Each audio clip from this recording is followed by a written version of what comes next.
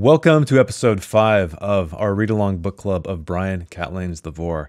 We are well beyond the 50% mark, and this book does still feel to me like an anthology. It doesn't really feel that connective. It still feels like a setup novel, and maybe that is what it's going to be. Today, we are going to cover chapters 17 through 21, and I apologize. That's more than we usually read, but that will definitely get us to the end of part 2 for the next video, but more on that later. So what are my thoughts? I don't believe they've changed much. I enjoy the writing. I enjoy the characters for the most part, but it doesn't feel like a cohesive story. It doesn't feel like a novel that is coming together with any sort of plot whatsoever.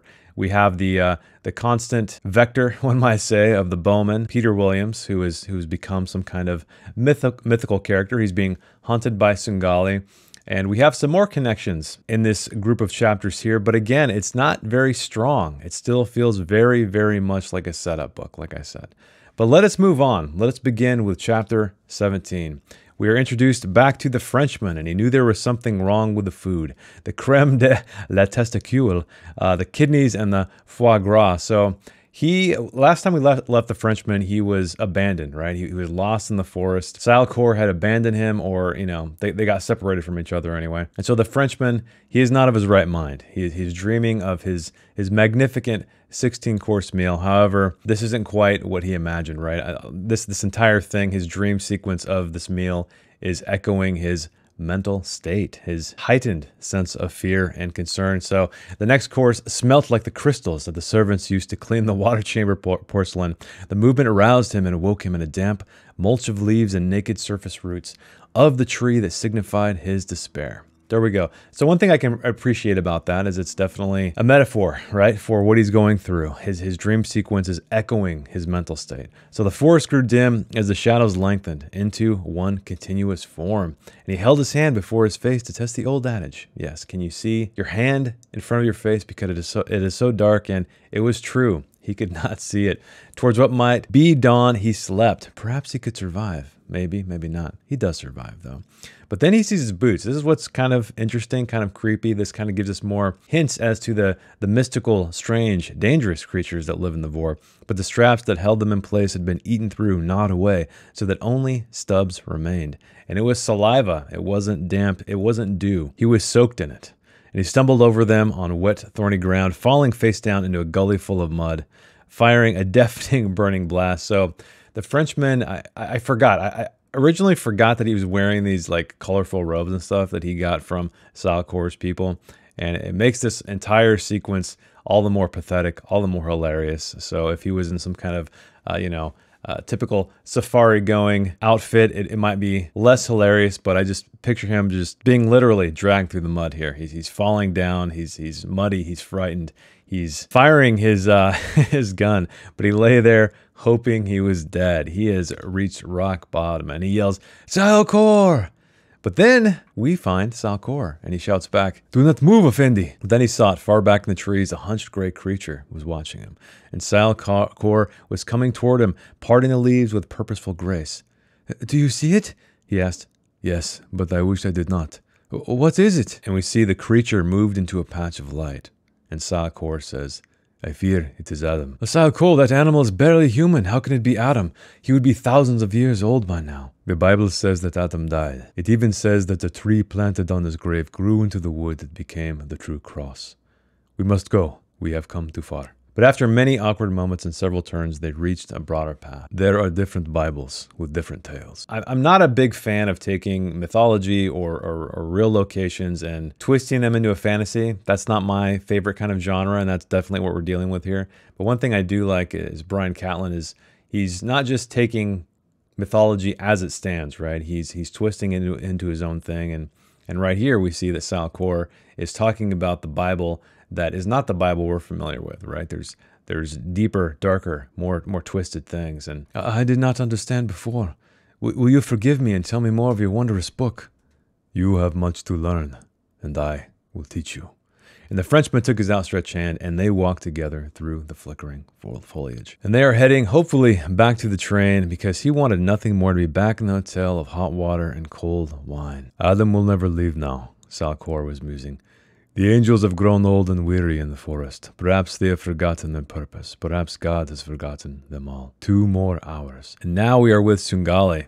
His hand guided the Eucalypsa out in a long, slow motion. The gleaming bolt pulled back and forth to load one of the charmed 303 rounds in the breech. But he paused because it was not his prey, and he did not see the thin trace of string escape from the flap of the pouch, the low, damp air catching in its gust of heated breath. So this is part of the orm. I had to read that a few times because I was like, I don't know what the hell this means, right? This seems kind of coming out of nowhere, but this is a cool little brief glimpse of these paths crossing, Sungale with Salcor and the Frenchman. So again, feels more like an anthology, right? It feels like we're following these characters on their separate paths, and they may converge, but mostly I feel like they're diverging. Hopefully we get some more convergence. But Salcor and the Frenchman also stopped in their tracks to look toward the shutter in the trees. The string drifted, kneading the atmosphere, eager to find its host. On this day, it would have only a few minutes to wait, because we know what happens to poor Salcor later on, which brings us to chapter 18. And we're back with Gertrude. So I'd wondered what happened to her and Ishmael, and in fact, we do get to meet these two characters in this chapter, but she was feeling lonely and out of steps with her own life. She almost collided with a figure standing at the gate. It is Serena Lore, of course, the woman who is off to see Ishmael, to find Ishmael, that is, because he cured her blindness. And there's some really zany stuff about curing afflictions in this chapter, but she in fact has heard of this woman. When she was a child and the beautiful blind stranger was put in her care, she remembered being able to stare at her, to examine her without politeness. And so that's something interesting to consider. When someone's not aware that you're observing them, you have the freedom to observe them in kind of a creepy way, as she did right here. Forgive me, my dear, for asking such a taboo question, but I simply must know, who did escort you to the beginning of the carnival frivolities? And so this is when she's questioning her about Ishmael, the horny boy, the Cyclops boy. And then Gertrude tells her that Ishmael has vanished. And she said, he left weeks ago. I don't know wherefore. And this is when she confesses that it was he who gave me my sight. But Gertrude asks her, I only wondered, did you never see his face? Of course she didn't. She was blind at the time. But this is when she realizes, you mean he was born with only one eye? And that's something that until now was unclear to me, because I remember when Gertrude first found Ishmael, she said, his face was deformed, like the kin had done something very terrible to his face. And so now we know that he in fact is just a regular Cyclops with a single eye that he was born with in the center of his head. But they sat by a window as they drank, watching the sunset over the Vorrh. She told the stranger, fast becoming a friend, much about their life together. And this is when Gertrude finally tells her that he said he was going to the Vorrh. And later, Serena sat in her favorite room, the one with the wrought iron balcony outside, that she peered down upon the mere peasants. But her eyes were now bringing more disappointment to her than she could have anticipated. And as Serena wrote, a glass vase of fresh flowers billowed between her and the evening outside. This bunch had been a gift, a well-meant but unnecessary mob of growth and vibrancy. Just one of the many visual feasts bestowed on her with this overeagerness zeal by friends and strangers eager to celebrate her new sense, her new affinity with their ranks. But she is not feeling quite so hot about it anymore. But the more she looked, the more she saw the extravagant blooms as an insolent mimicking raid on her eyes and mocking sham of her womanhood. And she picks up the vase, walks to the balcony, and tosses it down. And rumors tend to spread like ripples, circular waves moving out from a point of incident. In cities, they stop for a moment. When they reach the outer walls, especially when the city in question is circular, that is when they start to arrive at Serena's home. These afflicted children, I guess. Here's one named Chalky and his sister found their way hand in hand. They carried white sticks. Theirs had been cut each year from the forest and painted white by their father. Chalky's eyes had been taken by flies when he was a child. That's pretty gross. Exactly how his sister had gone blind, though, was unknown. But the story they had heard told of a grand lady who invited blind people into her home during a carnival. Perhaps she might make an exception outside of carnival time for two so young and so needy. And Chalky, filled with the courage of lost hope, tapped gently on the garden door. His approach was answered by a deafening explosion of glass. There's the vase. So I'm enjoying that kind of back and forth that he does here, where we have these scenes, much like in a film, where we have POV characters coming into a certain location right after an event happens. So in this case, being the crashing vase, it's very similar with Sungale, how Sungale was in the Vorrh and he witnessed the Frenchman and Salcor, but He knew it wasn't their prey. But Ishmael was thirsty. He had finished his supply of water the day before and was following a track that seemed straighter than the others but was in truth identical to the rest. He sought only straight paths because this was a truth that he had learned in one of his lessons with the kin. Humans always walk in circles. This is what Seth had told him. But he was now sure that he was not human. None of the hurt and shame had lasted past his 5th hour among the trees. So, yeah, we have Ishmael wandering around the forest, but some weird stuff happens, right? He finds a bowl of water, I believe, and then maybe some food. He knew he would have to hunt and forage soon, but he noticed a stone blocking the slender path ahead of him. Fresh water. Strange. A mysterious bowl. Its shell was that of unfired nut. Prints were tiny, though, hands of a child. The animals in the forest seemed tamer than those that had passed on his way out of the city, indifferent to him even. But then he could smell fresh food, and he finds another bowl filled with steaming hot food. "Who is here?" But nothing came back, but he sensed a different kind of stirring in the undergrowth and spun to face it. "Please, if anyone is there." But nothing met his ears but the sound of the birds. And in frustration, he packed his meager belongings and stalked deeper into the trees. An hour later, he found another bowl of water. He felt energized and protected. And this reminded him of the kin, back when he was protected. And that is a very short scene we get with Ishmael. And we're back to Serena. She left her house at noon for another meeting with Gertrude Tulp, intent on forging a plan of campaign to find Ishmael. "Pardon, lady. Pardon us being here so." But there were 6 of them, all different ages and sizes. "We've come here to you, lady, to be healed. It is said that you make blind people see and deaf people hear. That's why we've come." I can help nobody. It was I who was healed by another." "Who was it that healed you?" "He left weeks ago." "Where's he gone then?" "I don't know. He did not tell me. He just left." "Why'd he go then?" "I don't know what you mean and have had quite enough of this. Now I must be going. I'm already late. Please do not loiter around my door any longer." But she turned, but a figure stepped out behind her, blocking her path. He had been born without eyes or nose. This is a pretty cool sequence here. "Well now, my lady, that's no way to talk to folk who've come a long way to see you, is it?" And he lurched and grabbed her by the arm, but she drew back her right hand and slapped him. But when suddenly he stopped, his hands were covering his face. "What is it? What's happened?"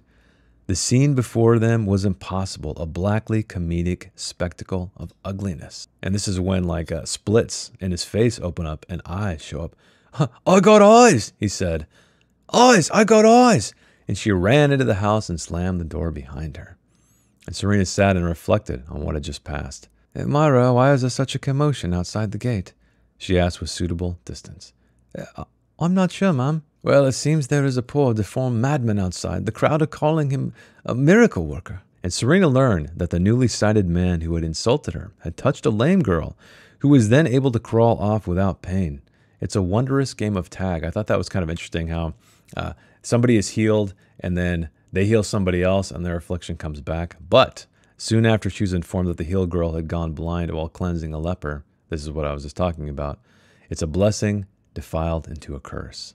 However, Serena did not lose her sight again. So maybe it's because Ishmael has the uber power, I guess, right? And even though he healed her, she doesn't lose her sight after healing somebody else because he gave that healing to her. I have no idea. Which brings us to chapter 19, though. And Sungali was closing. He felt healed and strong, and the paddlings had refreshed him. And the Leo had appeared. So this is when we get another crossing of paths with, I believe his name was Paulus, if I remember correctly, the one who ferried the bowman deeper into the forest. But by dusk, he reached the place where the self must be given. He tied amulets over his ears and plugged his nose with scrolls.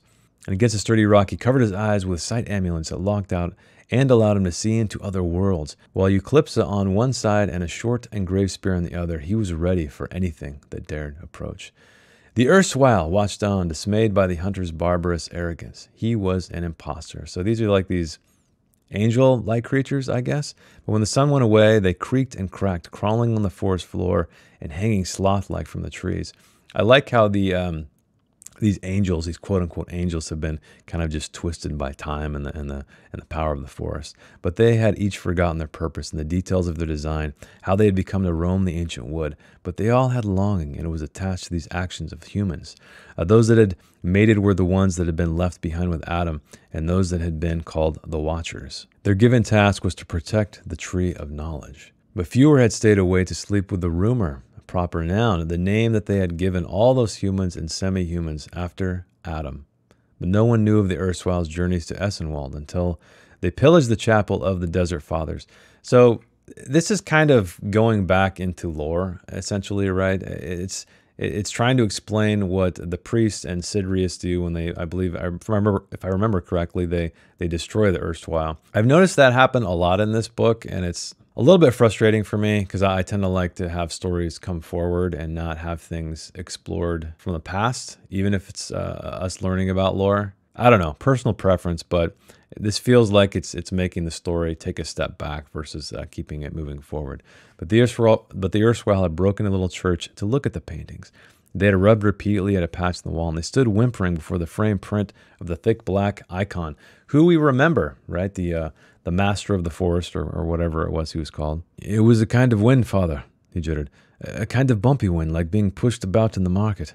But there was nobody there. It was them, Father. I saw them. They were here, running at me. Terrible things. Oh, Jesus, protect me. Be calm, my son. Be calm. God is with you. Were they frightened?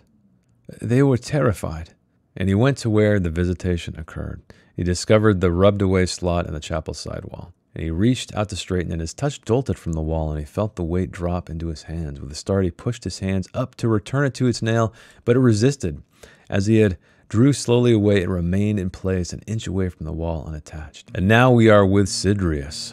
He is regarding Father Lucian contemplatively. Twigs, said the old priest to the forest guardian, who is Sidrius, which we now know.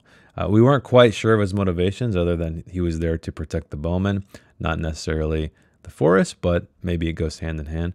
Twigs and leaves, a path of them, from the legion in the wall to the point where they stood, all invisible, which means they came out of the Vorrh again.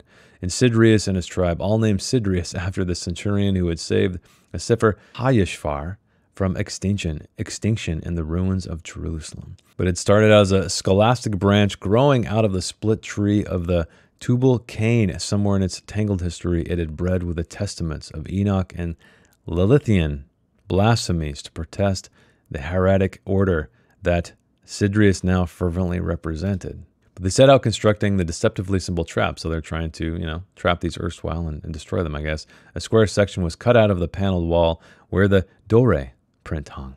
They sat in stillness for 4 nights. On the 5th night of waiting, though, the young priest spotted movement between the trees. And on the final turn, with the image facing out, Sidrius leapt forward and retrieved it from its nail, and he ran silently to the far end of the yard and placed the framed print at the top of the pyre of old wood.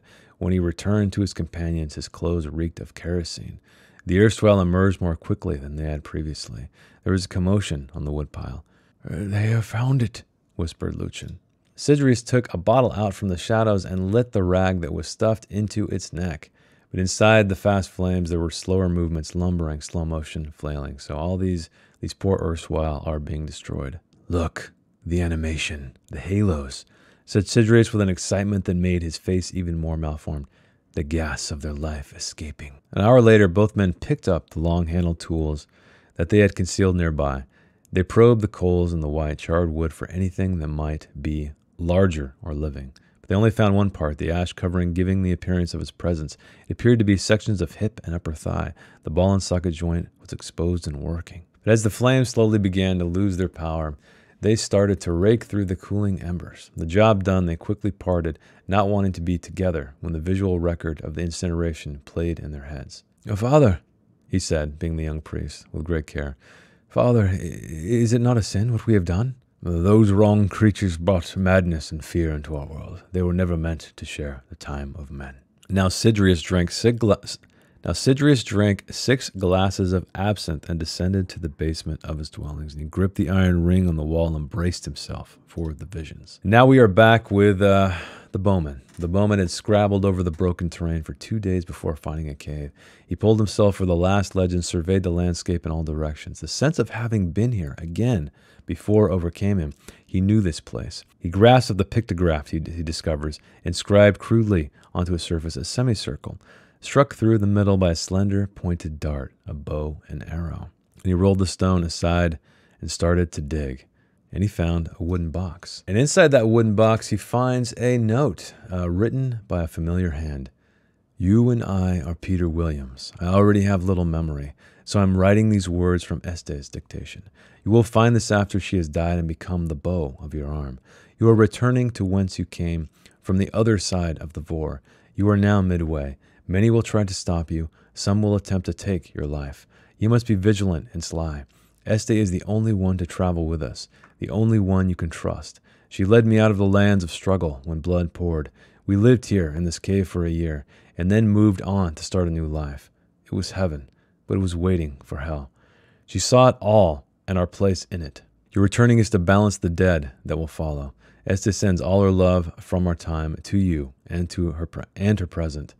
I leave you a little something from before, a dragon that will stop some of the monsters, and a memory from the village that will let you hear us and the others from afar. Godspeed, you.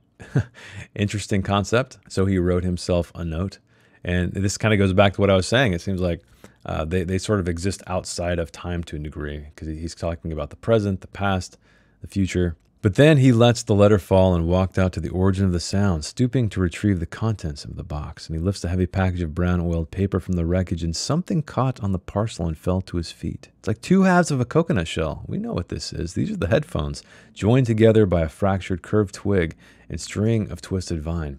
And voices whispered, very much so, just like with Sungali. And I think it was his cousin, right? He was his cousin with the headphones. But he slept the night in the cave. There was a reservoir of memory that twitched toward the letter, but its cup was smaller than a synapse, and it held a single word, one of the William. Which brings us to chapter 20, and we are with Mr. Muybridge again. This is a very long chapter. It took me a little while to get through, but it's all about his experiments with Josephine. So he is standing alone, but the flat was carefully divided. The bedroom and parlor were Josephine's. This was Muybridge's studio and his workshop. He had been here 3 times already, but the new zoopraxiscope would be a very different machine from its forebears. Muybridge's 3rd visit had focused on the most delicate elements of the plan, the installation of Josephine. And she arrives with a companion and one of Gull's servants. The servant had explained that the companion would be staying for a week or so until Josephine got to know the ropes of the place. "You'll be snug as bugs in a rug," the man said amiably, but the impertinent fellow talked him through the basic details of the house, the most intriguing of which was a small concealed compartment in the wall to the right. Hanging inside was a thick flat coche made of leather, and there is a lead shot inside. "Just in case, sir. We all have 'em. Is there a chance I'll need to use it? Some of 'em cut up rough, but not Josie. She's as good as gold." And of course, nevertheless, Muybridge would carry his trusty Colt pocket revolver with him at all times. Their first sittings began a little awkwardly. She had been alone in the room for the last 3 weeks and seemed calm and happy, but her savage beauty still amazed him. And this is sort of the beginning of his horniness. Catelyn is very obsessed with sexual desire, it seems like. Maybe it is appropriate considering we're dealing with the Garden of Eden, Adam and Eve, etc., male, female. I'm sure that has something to do with it. But he had seen such perfection occasionally flare on the many primitive peoples he had visited and lived with, but nothing like Josephine. She was something more. And this is when his attraction dawns on him. His masculinity was being nudged awake by her. How fat and stupid Flora had been in his comparison. So he's comparing her to his old wife. "I am going next door to set up the camera for your photograph," he said, overpronouncing each slow syllable as if talking to a deaf person. "It will take 1 hour, then I will come for you. Do you understand?" But after the slightly jerky start, their first session had been brilliantly successful, and he processed the negatives before departing and was amazed at the clarity of her white face and black teeth. Well, I'm looking pretty angelic. My camera is not auto white balancing, so forgive the glowiness. But the second session was as successful as the first, but their third session was remarkable. By curtsing and smiling, Josephine is very happy, pointing questionably to the framing chair where she would be fastened. "Yes, just give me a moment to gather my thoughts, and we shall begin." Josephine, the first image will be a static reference to the poses that come after it.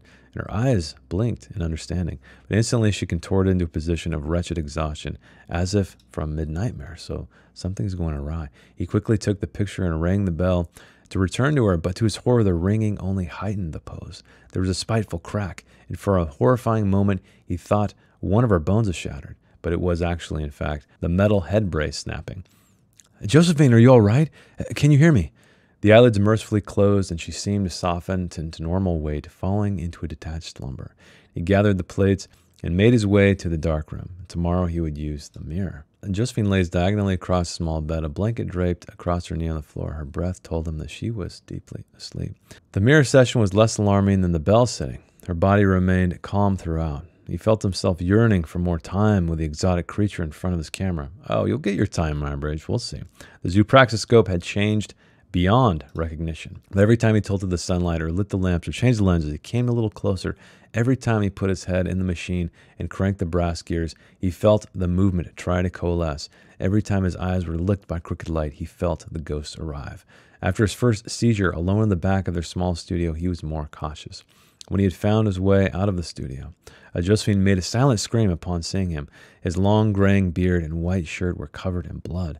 He resolved to be more careful in the future. He did not want Josephine to be alarmed again. When Josephine knocked on the door, he unlocked it and invited her in. Yes, I do have time for a short sitting this afternoon. Oh, what's wrong, Josephine? She pointed to his hand. Her eyes widened and she produced an expression she had not yet demonstrated, as a cross between sexual hunger and short-sightedness. He gave her the halo, and she placed it on her head, imitating a sound of its small clockwork motors while placing her flat right hand over her head and making a series of circles with it. He took the peripheroscope from her head and wound the motor. They were both smiling when he pressed the tiny levers and set the machines into motion. And this is when more of Kathleen's obsession with boners happened, so his erection was beyond his wildest memories, and it bayed at the constraint of his Scottish woolen trousers. Those are some specific trousers.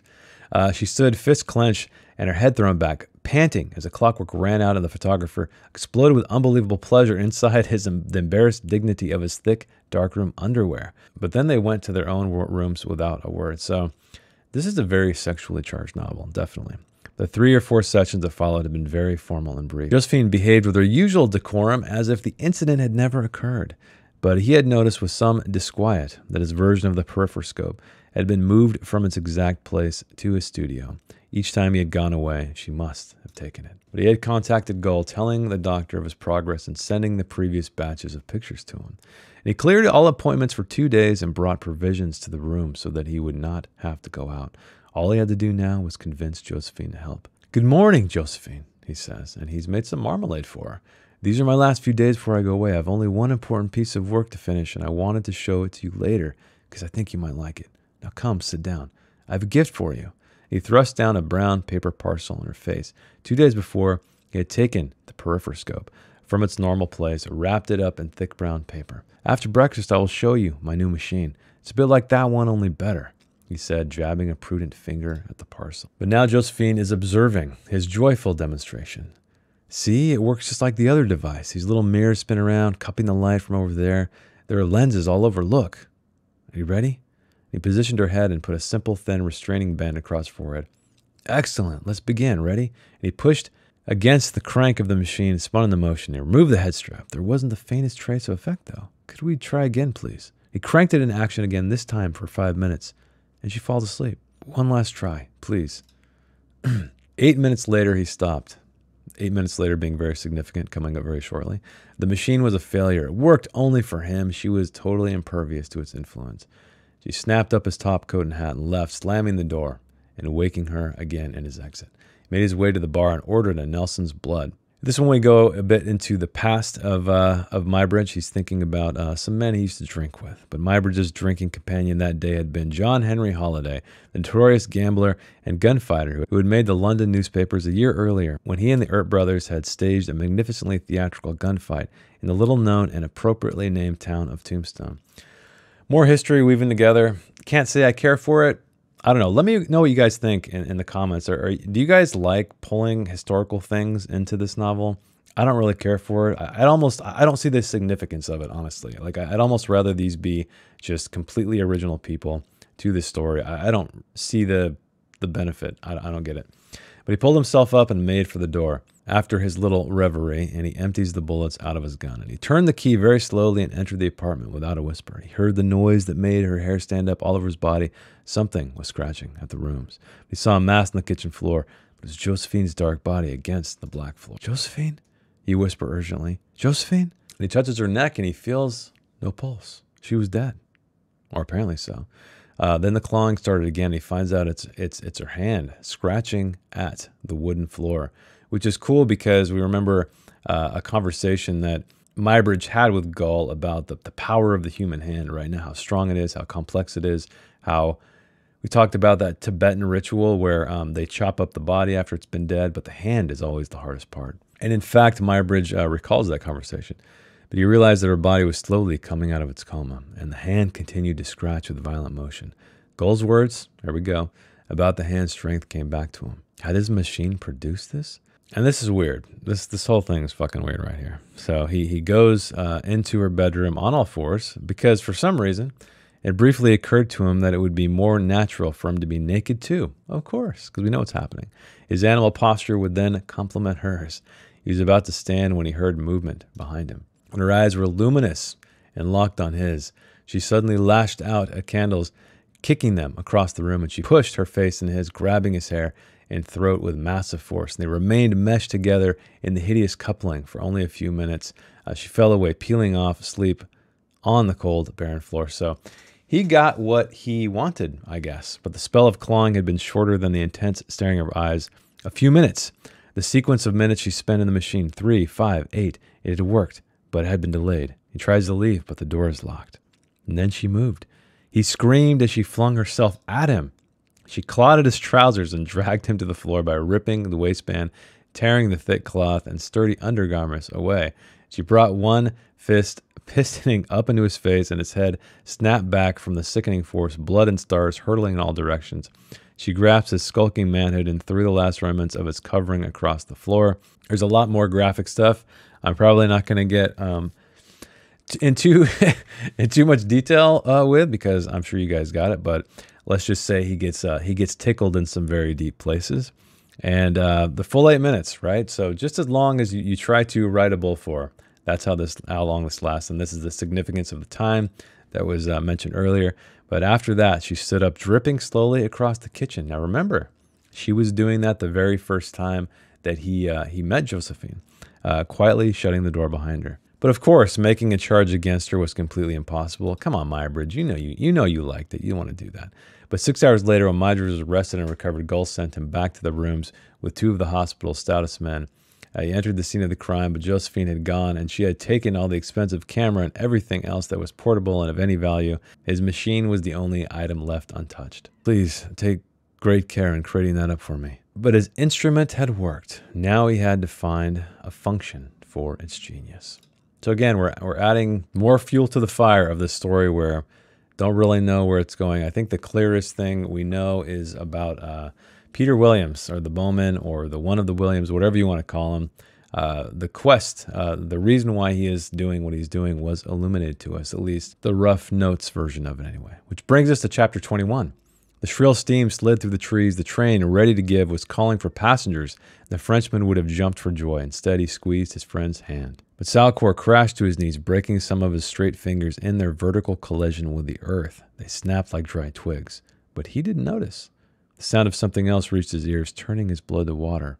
A laugh. And they carried Salcor to the wooden hut station and laid him out on one of the hard pews. And McLish arrived and was confused by the tableau. And they carried Salcor to the wooden hut station and laid him on one of the hard pews. McLish arrived and was confused by the tableau. So now, again, more plot threads are kind of, well, I don't want to call them plot threads, but like characters are crossing paths, right?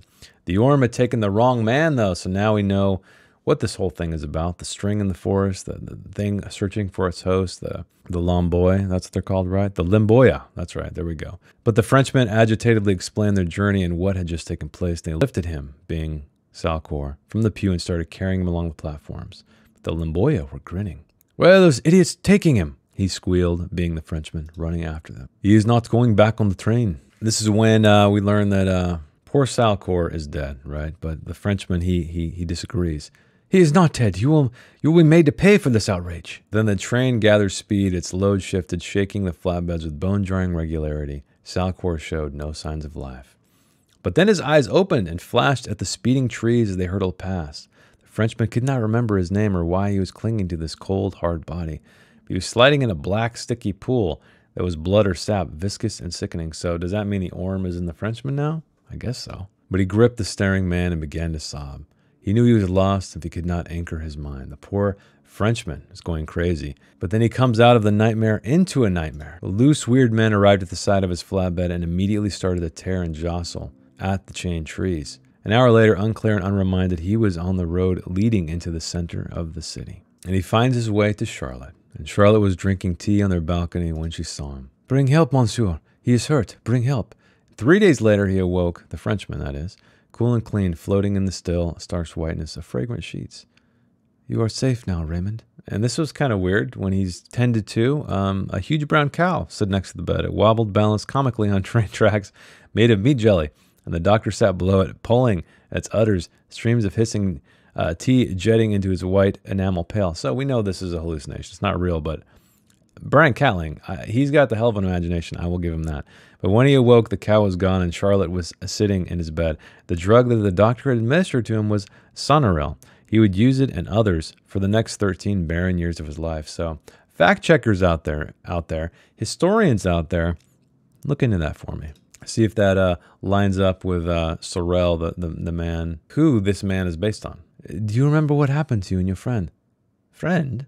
he said. "What friend?" And 3 days later, he was standing in the lobby of the hotel dressed in one of his immaculate white suits. So he is back to normal. Charlotte had booked a trip to carry them back home.